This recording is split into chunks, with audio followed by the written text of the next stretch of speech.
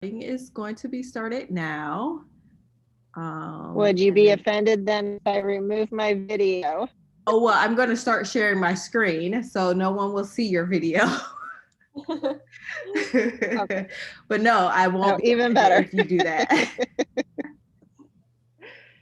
And we'll start my video. There we go. All right. So, welcome everyone. Hello. Welcome to the Running Handbook. So, this is where every step counts. And we're not just talking about running, we're talking about a little bit of everything. So, a little bit about me if you don't know. I got my bachelor's in exercise science. I have my master's in sports management. I am a certified personal trainer, health coach, and life coach. And I'm also a runner. I've been running officially since I was 11, but I really started racing my brother up and down the street. And until he hit puberty, I always won. I've participated in many 5Ks and just 4 half marathons. And I had no expectation of running more than one, and zero marathons. So yeah, that's a little bit about me. So I want to actually start us off with a mental rehearsal. So if you would like, you can either close your eyes or lower your gaze. This is something that I learned in health coaching, and I think it's very practical use of our time. So we are about to get ready for a run. So you are getting ready for a run, but only if you could find your shoes. You're almost in a panic. Then your inner voice says stop. And so you pause. You take a deep breath in through your nose and let it out through your mouth. And then you repeat that again in through your nose, out through your mouth.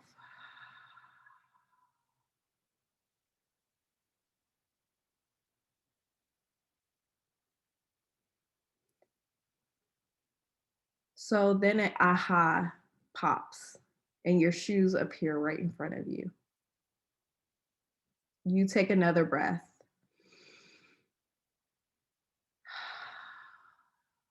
And then you begin to start warming up before your run.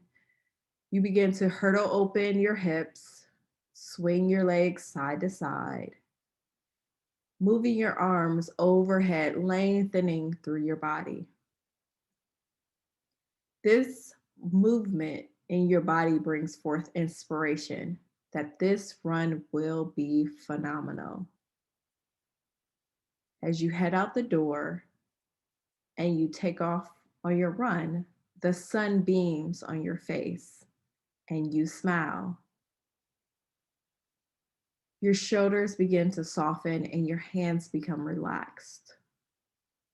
You feel light on your feet and you pick up the pace. Your pace begins to just quicken at every step that you take. You tell yourself, I'm on fire. And that gives you another boost. You're halfway into your run, and now you are in the zone. You're unable to stop. You become unstoppable. You take in the sights, the trees. They have a slight sway like they're dancing in the wind. The birds are chirping in the background, and you feel the warmth of the sun. You are now in your final stretch, and your knees lift higher. You're like a gazelle pushing towards the finish line. You lift your arms above your head in celebration as you cross the finish line. Your body feels great. Your mind is clear, and you are ready for the rest of the day. You take another breath And you slowly open your eyes if they were closed. All right. So mental rehearsals kind of help you go through the motions of what you're about to complete. And there was a study that showed that when you practice a mental rehearsal, it's just important as actually doing the actual physical activity. It was about 80% comparable to actually exercising. Before I even really knew what a mental rehearsal was, this is what I imagined before I went out for every race that I did. A lot of professional athletes use this. Um, but I also did this starting in high school. I would just imagine myself going over the hurdles because they were so technical that I wanted to see that and visualize that before I actually did that. So I don't usually practice this before I go out on a normal everyday run, but it's a good thing to start practicing and kind of envisioning you being in that moment before that moment happens. And I think it kind of helps relieve some of that stress and undue tension and expectations for your run. So, what to wear while you're running? So, I think the first thing is that the most essential part of running is shoes. Your feet are your health to your body. So, for a proper fit and just functional wear, I always recommend going to a local running store to get fitted. And they will be able to help you with getting you into the right size. Typically, people don't realize that their feet can swell during running. So it's typically best to go up even a half size or a full size in a running shoe. And it's also a very good idea to keep track of your mileage on your shoes because they can start to cause pain in your hips, ankles, and your feet and your back. So it's also recommended to just keep those shoes for about 300 and 400 to 400 miles. And one of the things that I tend to do is um, I have a Nike app, and in that Nike app, it allows you to keep track of your mileage on your shoes. So um, even if it's not a Nike shoe, you can add whatever shoe that you want. You nickname it, and then every time you go for a run, you just add that mileage in. You can manually add that mileage in, or when you use Nike to track your mileage, when you go in and do all the housekeeping behind it, you can add a shoe to that run. So it's been a beneficial way for me to keep track of how long I've worn a shoe. Another way is to look at the bottom to see the wear pattern around the heels. So if the rubber is like completely gone, then it's past your time to replace your shoes. And personally, I like to have two type of shoes for running. I love shoes, period. But when you're running, I have a shoes for long distance that has just a little more support because I know that I'm going to be on concrete or asphalt. And then I have a thinner running shoe that I run for my speed workouts when I'm on a track because a track has more cushion. Then I can have less um, material needed for speed. And then my feet feel lighter when I'm running. So I don't feel like I'm stepping in concrete when I'm running fast. Another thing is to have a gait analysis. And that kind of gives you a type of idea of what kind of running shoe that you need. Um, some people have a neutral strike, but you can also supinate or overpronate. And when you do those things, it's best to have a stability shoe to be able to help you strike neutrally over time. Because when you supinate or overpronate, that can also lead to injuries leading up your body. And you don't want to have that.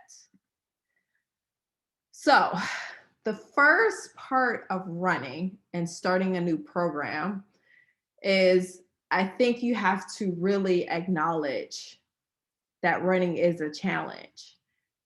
And you have to be okay with that. Starting anything new can be a challenge. And I think once we really acknowledge that running is hard, then we can start to work on our mental game during each run. And when things start to get hard, it's just best to just stop and take that deep breath.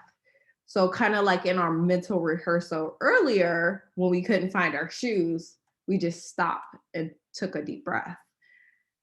So, when you're out for a run, it's okay just to stop and take a deep breath because maybe we are starting to get stressed and build tension in our body. And it kind of just catapults and it's like a big ball just rolling down a hill, right? Like we are just thinking about one thing, one mistake on top of another mistake, and we become more frustrated, and that turns it into a bad run.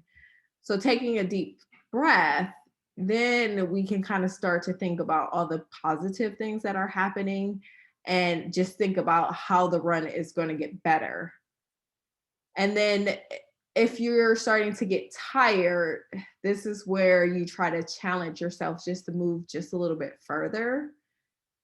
And when you're starting out running, I always suggest to make the run short and doable. So when you make your run short and doable, there's no expectation of finishing a mile, right? If you're saying I'm going out for a quarter of a mile and you do that, you feel like you've accomplished something instead of trying to go run a mile or a 5K and then you get a little past a quarter of a mile and you start feeling exhausted and tired.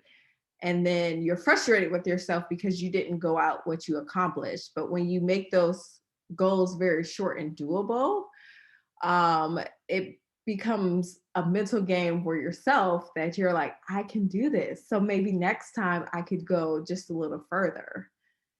And I like to play these little mental games with myself all the time when I'm running. I try to pick a new spot. So right now I'm actually rebuilding my running. I haven't ran for a couple of months, and before that I wasn't running really consistent. So I have a short distance that I go out to. Right now I'm up to a mile. And if I'm not at that mile point, I just say, well, can I at least make it to the tree? Oh, yes, I made it to the tree. Okay, now can you make it to the bridge? Yep, I can make it to the bridge. So once you start doing that, you realize that it's not that you're actually physically tired, you're just mentally exhausted. And that mental game kind of helps you push. Um, so if you kind of just plan those out ahead of time, then you feel more accomplished. And if you don't know how to make a plan, you can always find a plan online. There's tons of them. You can hire a coach, or you could just practice running on your own on a very consistent basis. And um, that is kind of where once you start doing it together, you kind of realize that yes, it's hard in the beginning, but then it starts to not be so difficult after a while, right? But altogether, running is hard because it's multitasking on a very high level. So you have to think about breathing, lifting your feet high enough so you don't trip, keeping your arms low. You have to know where you're going. If you're trying to run a pace, you got to know how fast you're going. So you have to think about a lot of things when you're running. You can't really just go out and go until um, you are very comfortable with your form, your um, your route of running. Um, and then that's when it becomes that next level stuff. But starting out, that's not really where it is. So let's talk about breathing. when you're just starting a running program and you're not in shape for running, you will be out of breath. Like there's no if, ands, or but about it. Um, because it's hard. You are trying to move your body and breathe at the same time. And you automatically start to breathe how you normally breathe, instead of taking those slow inhales through the nose and breathing out your mouth. And typically, when you start running, you try to run too fast. You're trying to push the pace. And if you're in shape and you're trying to push your pace, you're going to be out of breath. And if you're just like walking out the door and starting your run, you're going to be out of breath. So here's a little science behind what happens in your body as you increase intensity. So your body kind of wants to meet the demands of what's going on. So as this happens, your body increases carbon dioxide, and this makes us breathe more rapidly. So as you allow your body to take in more oxygen, your body's taking in oxygen, your oxygen levels are increasing, the carbon dioxide starts to go down. And when the carbon dioxide starts to go down, your breathing starts to level out and it becomes a little easier. So when we want to practice this, we can exercise our own diaphragm. So that's, just sitting and taking those breath ins, just inhaling, filling our lungs with air, and then exhaling. Other steps that we can start doing is warming up. So taking anywhere from a 5 to 10 minute walk or jog at a slower pace, or some mobility exercises like we did in our mental rehearsal. All these will gradually increase our heart rate. And so this helps us increase our breathing rate. And we're getting our bodies nice and warm, ready for our movement. And then practicing to breathe. So shallow breathing always turns into panting. And when you're panting, you never feel like you can catch your breath. So if you start practicing breathing when you're not running, just inhaling deeply through your nose and then pausing at the top and then exhaling through your mouth, that allows you to become more aware of it when you're actually running. So you're outside, you're panting, and you say to yourself, why am I panting? Then you take those dramatic, conscious breaths, inhaling through your nose, exhaling through your mouth while you're still running. You begin to kind of calm the breath down. And we kind of think of it as like quick breaths, but they're belly breaths. So when you're inhaling, your lungs expand and your belly expands too as you breathe. And so all this allows more oxygen to come into the body, right? And decrease our carbon dioxide levels. And then we exhale and let all that air out. It also allows us to tap into our sympathetic nervous system, which allows us to calm down as well and reduce stress. So another thing we can do when we're starting running is running on the treadmill. So the pros of starting out on the treadmill is that you have climate control, and this helps with extreme weather. So if it's too hot or if it's too cold, if you have allergies like myself, humidity plays a part as well. So this is a beginning point if you wanted to start it running where it's more of a neutral zone. There's no hills, there's no traffic, there's no reason to stop when you have to cross the street. But another thing to remember when you are starting out running is that it's okay to walk. So you can take short walks. These help you recover.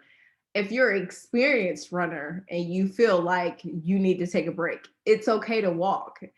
What we don't want to do is continue to push through because our body is telling us something and we're not really listening. So if you take that short walk to help you recover, then you should be able to start running again.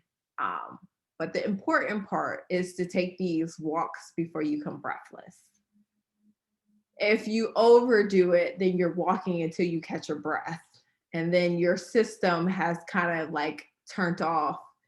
And now you're running again and you're going to start running and become breathless within that 5 minutes. So it's like a very inconsistent run because you're not staying within that same aerobic system. And when you're running, you want to kind of make these intervals very consistent. So it's running for 5 minutes and then walking for a minute. And you want to stay within that zone. And then the other thing you can do is just start out at a comfortable pace. And a comfortable pace means that you're running and you can have a conversation. So a lot of times we get through that initial part of our body catching up with our system. And then we decide at that point, like, oh, well, let me just speed up again. No, just stay at that comfortable place that you're already at. And then walk when you need and be very consistent with how much you're running. So running 2 to 3 times a week is great. And it's okay to start out with short distances. So now we're going to talk about some running lingo. Once you get into running, everybody's like, I don't know what that is. What are we talking about here? So everyone can do intervals, and intervals are good for beginners to experienced runners. But an interval is this. An interval can be walking or jogging. An interval can be hill intervals where you run uphill and you walk downhill and then you take a short break. So an interval always includes a rest. And a lot of people confuse that with a fartlek. So a fartlek is speed or faster running for a short time, then you jog. So this is very consistent. There's continuous, no break. And this helps us increase speed and overall endurance. And then if we are going into a recovery run, so sometimes you see this on half marathon and marathon plans. A recovery run is something that allows the ability to recover from hard runs. So this could be a very long run, it could be speed work, it could be strength runs. And a recovery run should be a minute to a minute and a half slower than your goal race pace. So if you're signing up for a 5K, a 10K, a half marathon, or full marathon, and you say, I want to complete it in 30 minutes or whatever, you're going to get a race pace from that. And so if your race pace for your race is 9 minutes, then your recovery run should be 10 minutes or 10 and a half. And then we have tempo runs. So tempo runs are where you run at a tempo for a longer period of time or at a very certain heart rate or pace. So tempo runs include a warm up and a cool down, but a portion of that run should be run at tempo. And this helps you get comfortable for running at your race pace. So for example, if your plan calls for you to run 6 miles, a mile of that might be a warm up and a mile of that might be a cool down. And that middle section part of 4 miles is where you run at your race pace. So using that same example of 9 minutes per mile, you would run at 9 minutes per mile for 4 miles continuous. This These are actually very good. They're usually very short. I think the most I went up to was about 4 or 5 miles for tempo running for my half marathon at 9 minutes. And they're very uncomfortable when they show up in your plan. And I was like, there's no way that I'm going to be able to run this for 13 miles. I can barely hold on for 4 miles. But they do work. It's a very good trick. And then you have your long runs. So long runs is an endurance run. It should be done at a very comfortable pace, a conversational pace, and this helps you for your race that you've signed up for. So uh, often people think their long runs should be done at the same place as their race that they're signing up for. Long runs are usually they build up over time during your racing season, and they're done every week. So your body needs to do it at a lower level because you're taking on a lot of mileage over training. And so if you are doing that long run at or near the pace that you want to run, you're going to eventually overtrain. And we're going to talk about that more in detail. And then we have a strength run. So a strength run, it just includes hills. This is a continuous run, but should be done at a slower pace as well. But this helps you prepare for races with hills, and it can make you stronger on flat courses. And I'm a sucker for hills, so anything with hills in it, I love to do. And then we have speed work. So speed work is typically done on a track. It could also be done on a treadmill. But they include repeats. So like repeat milers, 800 meters, 400 meters, 200 meters, etc. So I've ran, I said 4 half marathons. And the first two I had a goal for a sub 2 hour half. And the first two I ran, I had no idea what I was doing. So I was doing all these long runs. I did very little speed work. And I did not run a sub 2 at all. The next time, so my third half marathon, I actually reduced the amount of times that I ran. I only ran 3 to 4 times a week, one of them being a long run and one of them being a recovery run. So a recovery run was every other week for me. And the other 2 runs were always some type of speed work. It was either track work or tempo runs or strength runs. And then also a lot of weightlifting. We'll talk about that now. So strength training is a must, and I can't stress this enough among runners. Some people think that running is strength training, and that is not necessarily the truth at all, because strength builds muscle where running is a cardiovascular activity. So proper weight training can provide muscular strength to ankles, calves, quads, hamstrings, hip flexors, glutes, as well as our arms, our back, and shoulders. And strength training can make running so much easier. So the stronger your muscles are, it just makes it feel like you have less effort when you're running. And it also helps injury mitigation because you're adding a cross-training option to your running. So one, runners should lift heavy weights. There's always been this assumption that if you're running long distance or you're an endurance athlete, that you should do lighter weights, lighter reps, and that's not true. Runners should strengthen their entire core, and most people think your core is just your abs. Your core actually runs right to the top of your ribs and all the way down. I say all the way down to the kneecaps. Some people say the pelvis area, but I think down to your kneecaps.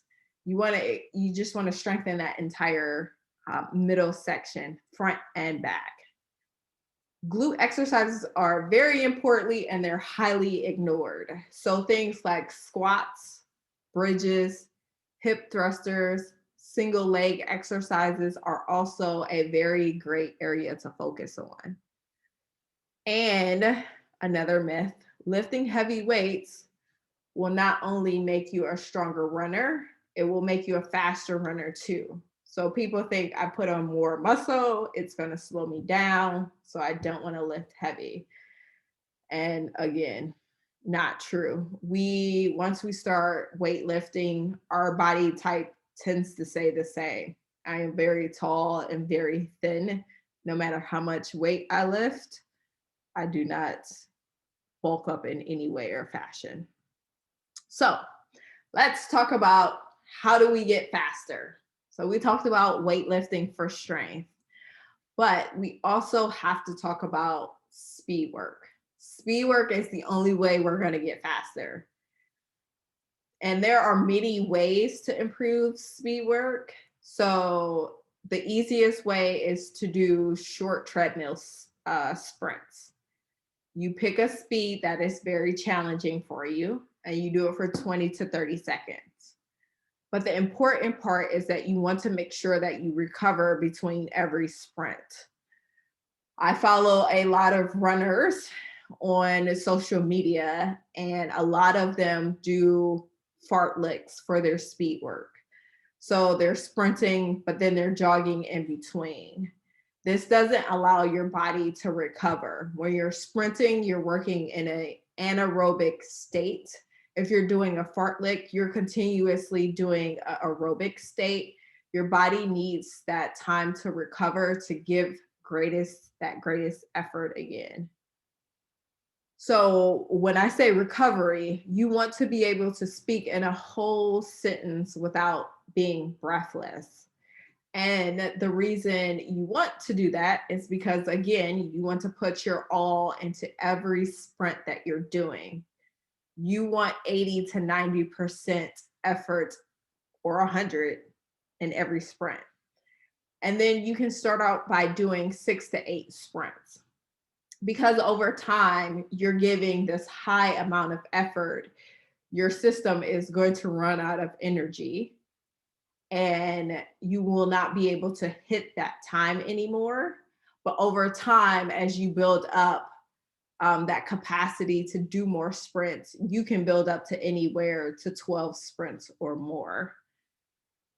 So like I said before, some people like to keep moving in between sprints. I suggest walking because jogging isn't necessary for speed work.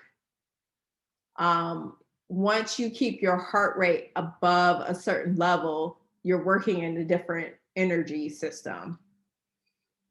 So, like I said before, in turn, you're not going to get your desired results if you keep running, because that is just a different thing.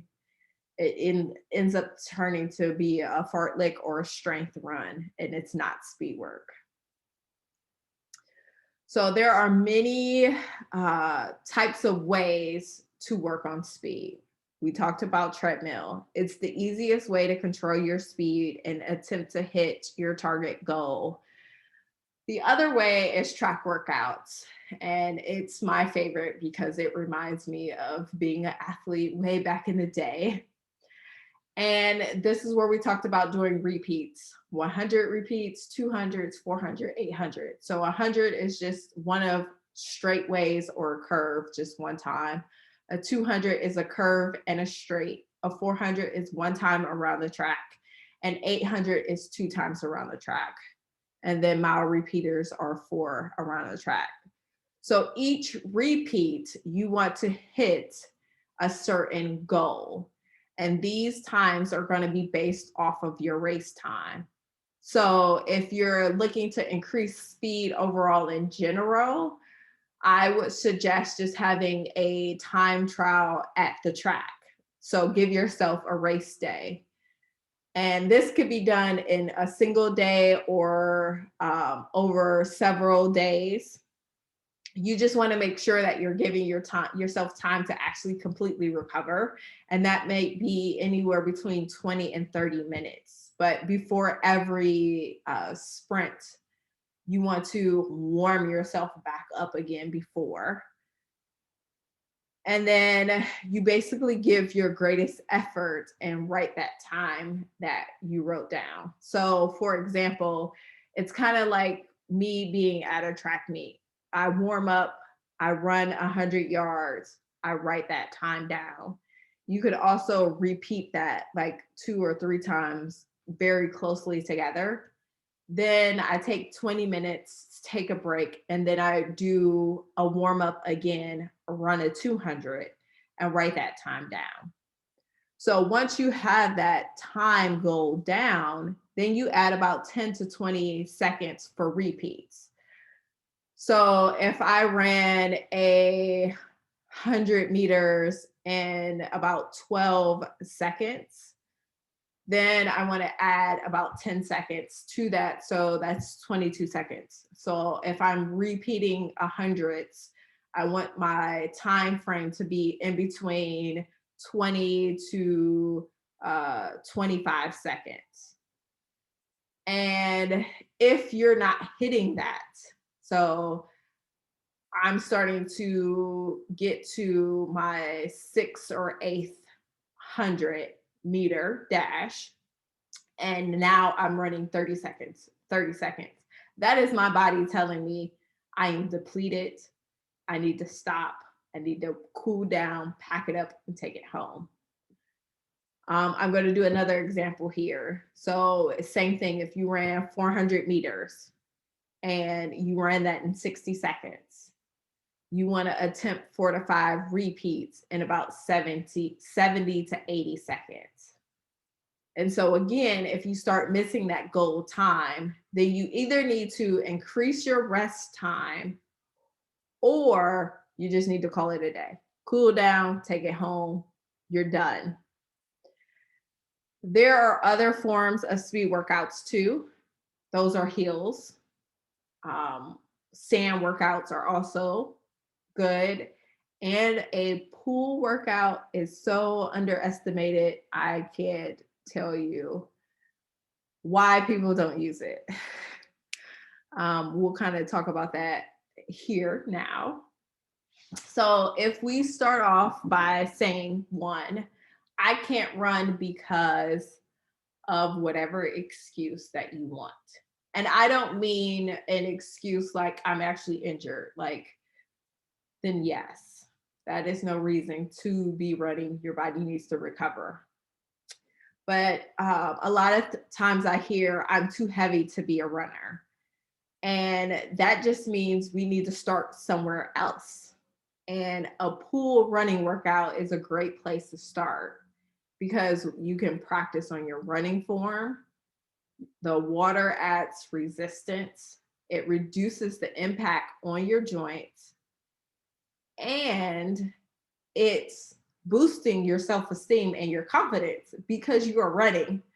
Nobody said you had to run on pavement or a treadmill. You can always start running in the water. So running is a tool that should really just stay consistent. So again, like I said, I suggest when you're starting to do 2 to 3 times a week.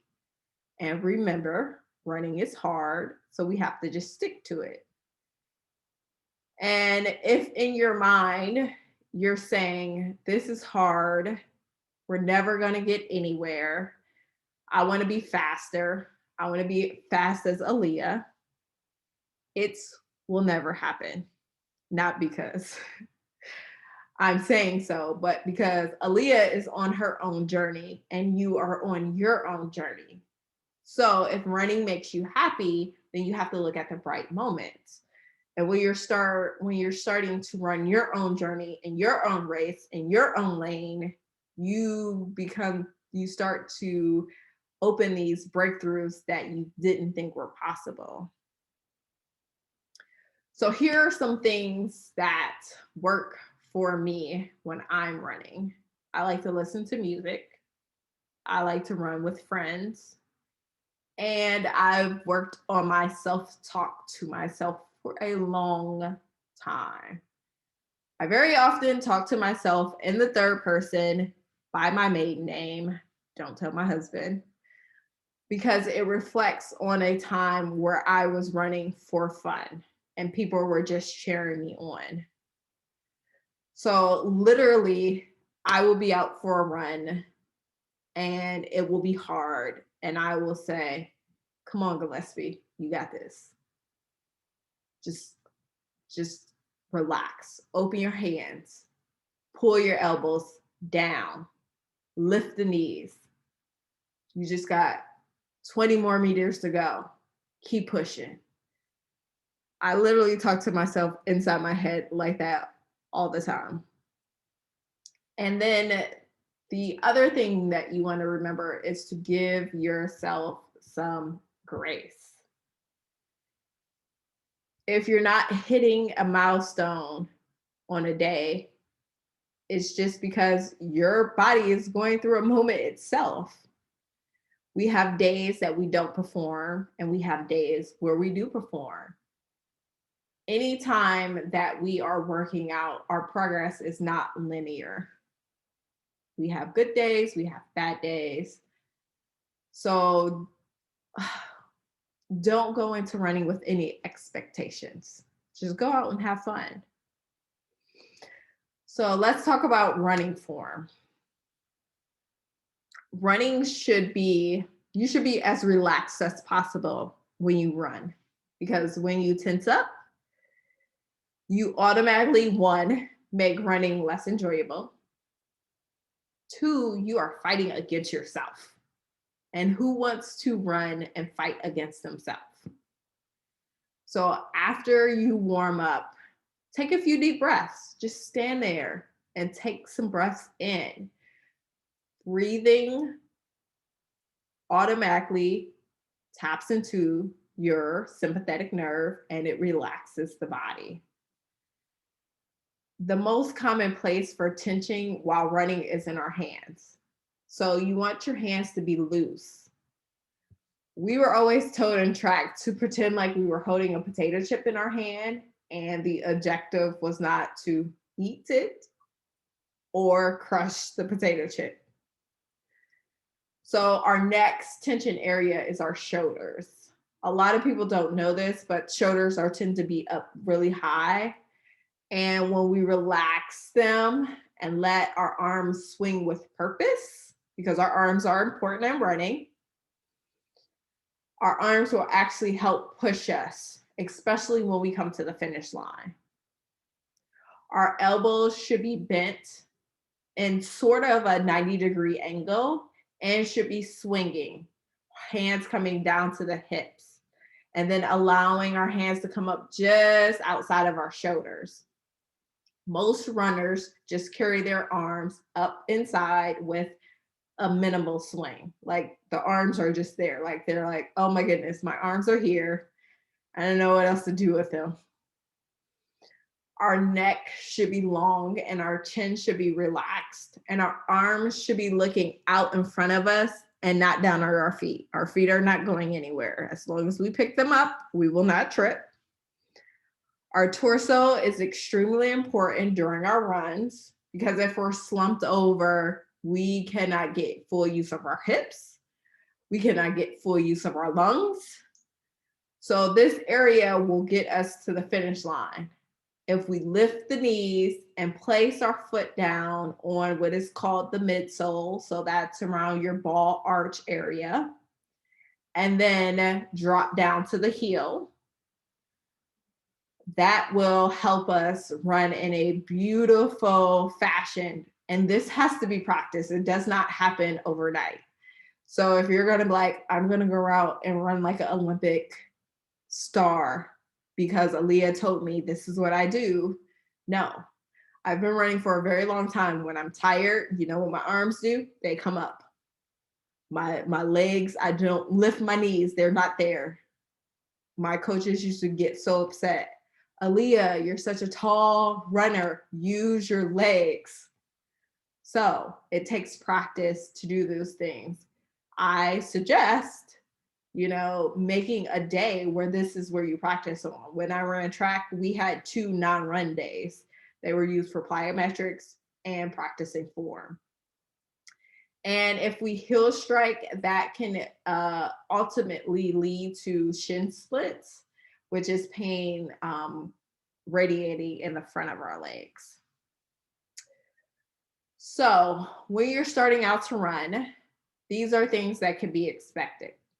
Soreness. And it's important to tell the difference between pain and soreness. Soreness is something that is uncomfortable. It's just your initial movement is uncomfortable, but as you continuously move, you're like, oh, my body is starting to feel better. And soreness usually happens around 24 to 48 hours after very intense movement, and it typically goes away in a couple of days. Where pain is like, ouch, and it does not go away with continuous movement. It does not go away after continuous days. It actually gets worse with continuous activity. That is the time that you rest, call your doctor, and go see a specialist. The other thing I can't stress more than enough is it is important not to overtrain. So overtraining can show up when we're extremely sore. So again, soreness is something that goes away in a few days. If you're like sore for a week, that means you overtrained or added too much at one time. It can also lead to muscle strains. It can lead to pain, and it could add to overuse injuries. So shin splits, fatigue, reduced appetite, irritability, and decline in performance.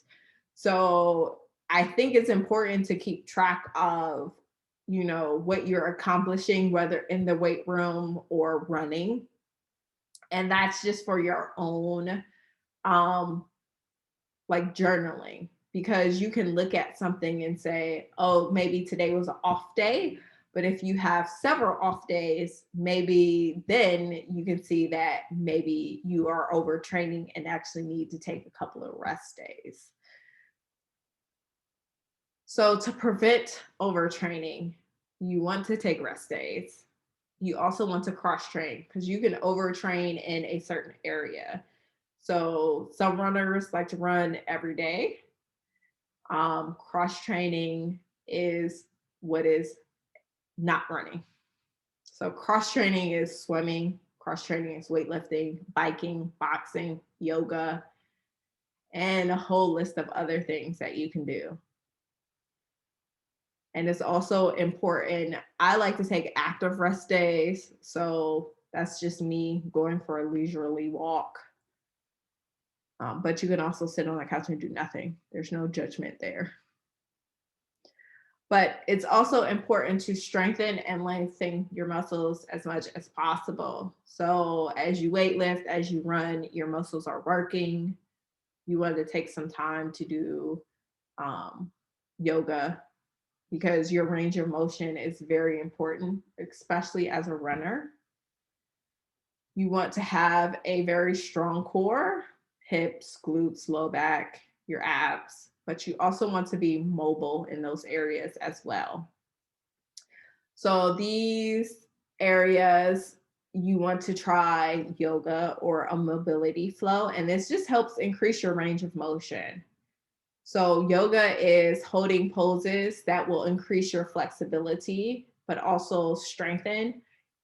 Yoga also helps you find your breath. It also helps you practice stillness. And when you practice stillness, you kind of take out the mind chatter, and that promotes positive self-talk. So I highly recommend practicing yoga, which I'm almost done with my yoga teacher training. Yes, that's another loop. Also, mobility is basically moving in and out of a pose to increase the range of that joint. And this will also help mitigate injuries. So, any questions? I will stop my share. You can unmute. You can pop them in the chat. Hey, Aaliyah, this is Tammy. Hey, Tammy. Hey. I did not have a question specifically, but I loved that you said running is multitasking. You know how long I've been running, and I don't think I've ever correlated it in that fashion. And that I love that you said that. So that really struck with me. So thank you. Yeah, you're welcome. Most people don't realize that because I think through the fitness industry, it is so like fitness is our savior for so many things. When you hear running, you go to a run to clear your mind and just leave all the stress away. I actually go on a run to kind of think through my thoughts, and it helps build creativity. But those are also the runs where I hurt myself. I will say, okay, I made it to regionals. I can't remember what year of track. I was all in my head. I was like in my head so much. I tripped over my pants, and then I was running to a hurdle and I tripped over my pants again. And this time when I tripped on my pants, I landed inside of my pants leg and I slid across the track. And I just had to take a few deep breaths because one, I hurt myself. I knocked the wind out of myself.